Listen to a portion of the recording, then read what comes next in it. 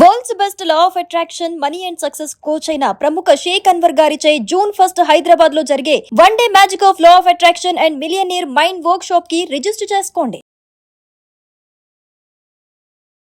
నమస్కారం రాధా గారు. నమస్తే అండి. సో బేసిక్గా మనం చూస్తే ప్రతి ఒక్క విషయంలో కూడా మనం క్వాలిటీ ఎక్స్పెక్ట్ చేస్తూ ఉంటాం. అంటే ఏదైనా ఒక వస్తువు కొన్నా లేదు అంటే ఒక వస్తువు తీసుకున్నా కూడా అది డ్రెస్ విషయంలో అయినా జ్యువెలరీ విషయంలో అయినా క్వాలిటీ ఉందా ప్యూరిటీ ఉందా అని ప్రతి దాంట్లో చెక్ చేస్తూ ఉంటాం. అండ్ అదే విధంగా మనం మాట్లాడుకుంటే మనం మెంటల్ హెల్త్ ఫిజికల్ హెల్త్ పరంగా మనం మాట్లాడుకుంటే ఎస్పెషల్లీ క్వాలిటీ ఆఫ్ లైఫ్ కూడా చాలా ఇంపార్టెంట్. సో ఈ క్వాలిటీ ఆఫ్ లైఫ్ ఈ మధ్యకాలంలో చాలా తక్కువైపోయింది అని చెప్పొచ్చు. అసలు క్వాలిటీ ఆఫ్ లైఫ్ అంటే ఏంటి, దాన్ని ఎలా డిస్క్రైబ్ చేస్తారు? ఓకే, సో మీరు అన్నట్టు అన్నిట్లో క్వాలిటీ చూస్తున్నాము అంటే అన్నిటికంటే ముఖ్యంగా చూడాల్సింది క్వాలిటీ ఆఫ్ లైఫ్ అనమాట.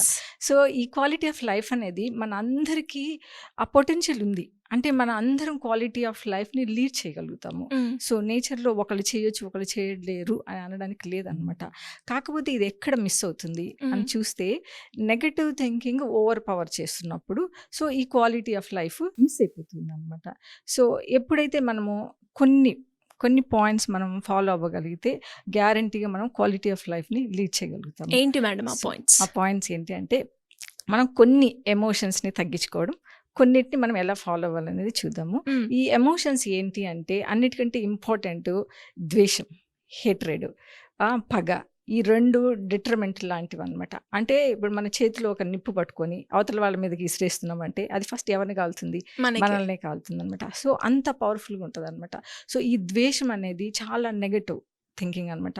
సో ఇది మనల్ని బాగా ఫుల్గా ఓవర్ పవర్ చేసేస్తూ ఉంటుంది. సో మనల్ని అంటే మనం ఏదైనా ఒక పాజిటివ్గా ఆలోచించలేం. ఎందుకంటే ఇది ఈ ద్వేషం అనేది పగ అనేది మన బాడీ అండ్ మైండ్ మీద చాలా ఇంపాక్ట్ క్రియేట్ చేస్తూ ఉంటాయి. పగ కూడా అంతే అనమాట. ఈ పగ ప్రతీకారాలు ఎప్పుడు మనము దాని గురించి ఆలోచిస్తూ ఉంటాం. మనం ఎంత వద్దనుకున్నా కూడా అది మన ఫిజికల్ బాడీ మీద కూడా చాలా ఇంపాక్ట్ క్రియేట్ చేస్తూ ఉంటుంది అనమాట.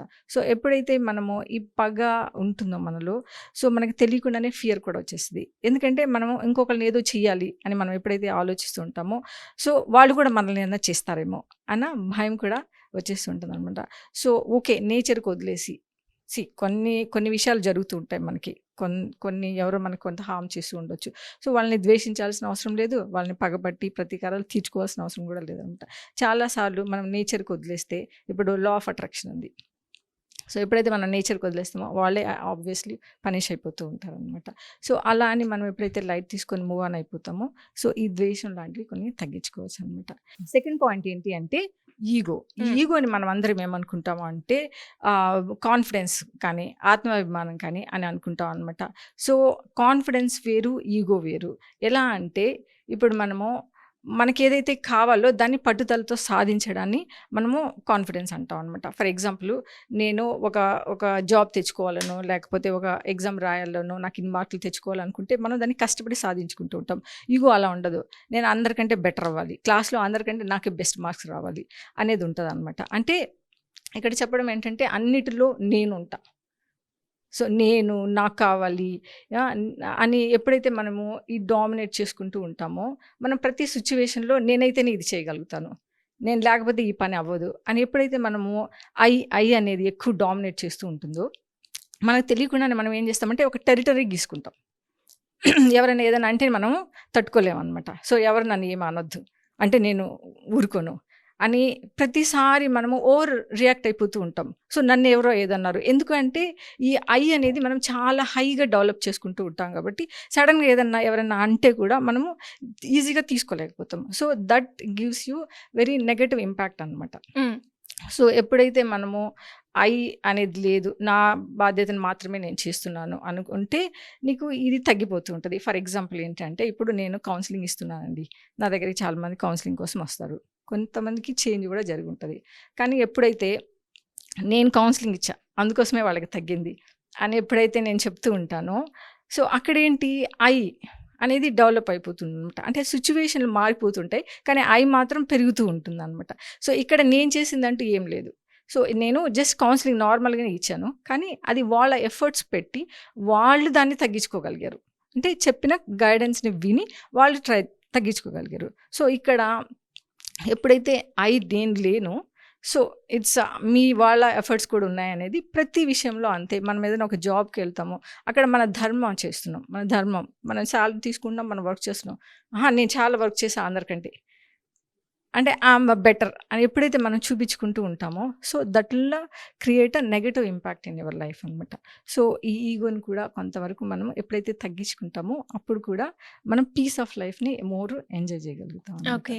సో ఇంకొకటి ఏంటంటే, థర్డ్ పాయింట్ ఏంటి అంటే, మనం ఏ విషయాన్నైనా ఎలా పర్సీవ్ చేసుకుంటున్నాము సో అనేది. ఇప్పుడు ఫర్ ఎగ్జాంపుల్ ఏదైనా ఒక ఇన్సిడెంట్ జరిగింది అనుకోండి, ఇమీడియట్గా మన రియాక్షన్స్ ఎలా ఉంటాయి. ఇప్పుడు మన ఇద్దరం కలుద్దాం అనుకుంటున్నాము, లెటర్స్ 10 o'clock కలుద్దాం అనుకుంటున్నాను. సో నేను 10:30కి వచ్చాను, సడన్గా మీ రియాక్షన్ ఏంటి? సో 10:30కి మేడంకి టైం సెన్స్ లేదా ఏంటి, సడన్గా ఇలా వచ్చింది అని ఏమైనా అనుకోవచ్చు. మనం ఒక విషయాన్ని మనం ఎలాగైనా తీసుకోవచ్చు అనమాట. సో అదే ఇమ్మీడియట్గా మన రియాక్షన్ ఎలా ఉంటుంది? సో అంటే మేడం ఒక మేబీ ట్రాఫిక్లో జామ్ అయిపోయి ఏమైనా రాలేకపోయారేమో అనుకోవచ్చు. లేదంటే ఒకవేళ వచ్చిన తర్వాత కూడా మేడం మీకు లేట్ అయింది, సో ఓకే లెట్స్ స్టార్ట్, ఇంకేదైనా అపాయింట్మెంట్స్ ఉన్నాయి, దాని తర్వాత మనం మళ్ళీ పోస్ట్పోన్ చేసుకుందాము అని అడగవచ్చు అనమాట. అట్లా కాకుండా మొహంతా నల్ల పెట్టేసుకొని సో సరిగా మనం అంటే కమ్యూనికేట్ చేయలేకపోవడము, ఇలా చేస్తున్నామంటే ఏ విషయాన్నైనా మనం ఎలా పర్సీవ్ చేసుకుంటున్నాం అనేది సో ఇంపార్టెంట్. అంటే ఇక్కడ మనము ఒక విషయాన్ని, లేట్ అయిన విషయాన్ని, లేట్ ఎందుకు అయింది అనే సైడ్ నుంచి ఆలోచించవచ్చు. సో లేట్ అయింది కామన్ సెన్స్ లేదు అని కూడా మనము తీసుకోవచ్చు అనమాట. సో ఏ విషయాన్నైనా ఎలా పర్సీవ్ చేసుకుంటున్నామో ఆ పర్సీవ్ చేసుకున్న ఇన్ఫర్మేషన్ని మనం ఎలా రియాక్ట్ అయిపోతున్నాం, అంటే మన ఎమోషన్స్ ఎలా ఆ పర్టికులర్ సిచ్యువేషన్కి రియాక్ట్ అవుతున్నాం అనేది ఒకటి అనమాట. సో ఇంకొకటి ఏంటి అంటే, మనము 4th పాయింట్, చాలా విషయాల్ని కంట్రోల్ చేయాలనుకుంటూ ఉంటాం. సో ఏ విషయము అంటే, ఇప్పుడు సినిమాకి వెళ్దాం అనుకున్నాము, సడన్గా వర్షం పడింది, మన ప్లాన్స్ అంతా మిస్ అయిపోయి అమ్మో వర్షం పడింది నేను సినిమాకి వెళ్ళలేకపోయాను అన్నాం అనుకోండి. సో ఏది మన కంట్రోల్లో ఉండదు అన్న విషయము మనం గమనించలేము అనమాట. అంటే సడన్గా ఫీల్ అయిపోతాం, సాడ్గా ఫీల్ అయిపోతాం, డిసప్పాయింట్ అయిపోతూ ఉంటాం అనమాట. సేమ్ ఎగ్జామ్ రాయాలి, క్వశ్చన్ పేపర్, ఎలాంటి క్వశ్చన్ పేపర్ వస్తుందో, నేను ఎలా రాస్తాను అని ముందునే మనం టెన్షన్ పడిపోతూ ఉంటే, క్వశ్చన్ పేపర్ మన చేతిలో లేదన్న విషయం మనం ఎప్పుడైతే గ్రహిస్తామో ఆ టెన్షన్ ఉండదు. ఏముంటుంది అప్పుడు మనకి, మనం ఏదైతే చెయ్యాలో ఆ పని మాత్రమే మనం చేస్తుంటాం అనమాట. సో అట్లా మనకి ఏదైతే మన చేతిలో ఉండదో మనం కంట్రోల్ చేయలేము. సో దాన్ని మనం ఏదైతే చేయగలమో అంతవరకే మాత్రం చేసుకోవటం వల్ల సో ఈ ఫియర్ అనేది తగ్గుతుంది. చాలా యాంగ్జైటీస్కి రీజన్ ఏంటి అంటే ఇదే, ఫ్యూచర్లో జరగబోయే విషయాల పట్ల ముందుగానే ఊహించుకోవడం, ఆలోచించుకోవడం, భయపడటం. సో ఎప్పుడైతే మనం వేటిని కంట్రోల్ చేయలేము, ఆఖరికి మన ఫిజికల్ బాడీ చూడండి, మన లంగ్స్, మనకి కిడ్నీస్ ఏవి మన కంట్రోల్లో ఉంటాయి. It just we need to accepted things as they are అనమాట. సో ఎప్పుడైతే మనం యాక్సెప్ట్ చేస్తామో, సో అట్లీస్ట్ అర్థం చేసుకుంటాము మన చేతిలో అన్నీ లేవు, so let it be things and I will accept it అని అనుకుంటాము.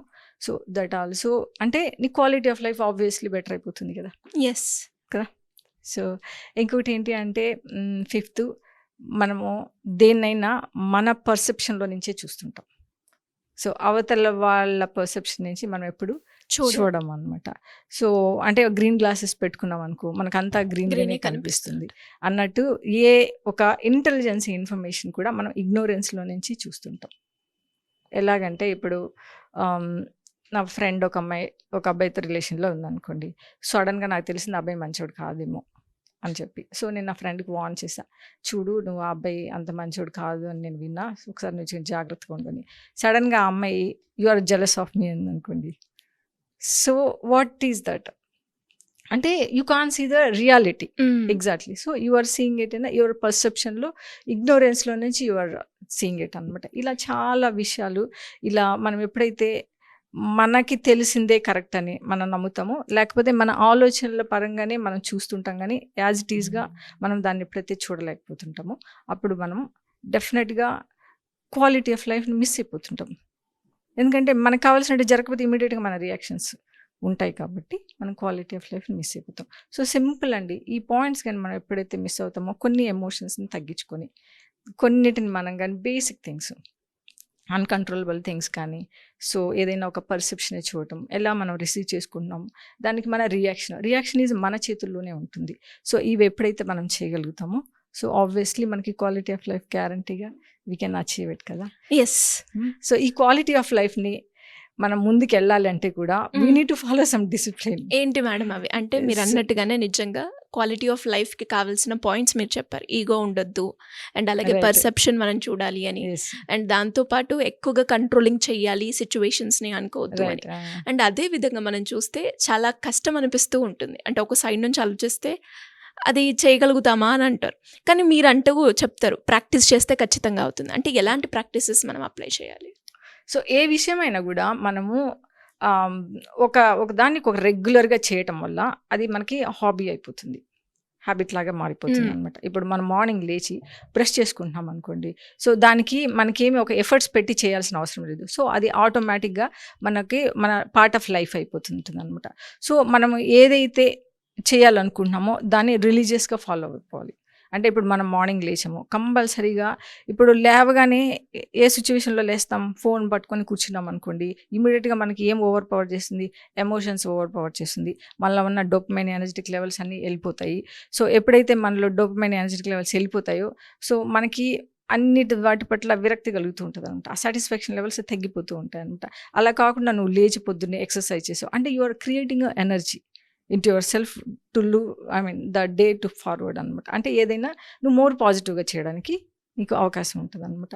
సో మార్నింగ్ లేవగానే keep the phone for 2-3 hours outside and then do the things what you need to do it అన్నట్టు. సో ఎక్సర్సైజ్ చేయడమో, లేకపోతే ఏదైనా చదువుకోవాల్సి వచ్చినప్పుడు morning లేచి చదువుకోవడం, ఏదో నీకు ఏది పని అయితే చేయాలో సో ఏవైతే అట్లాంటివి చేయడం, హెల్దీ ఫుడ్ మెయింటైన్ చేయడము.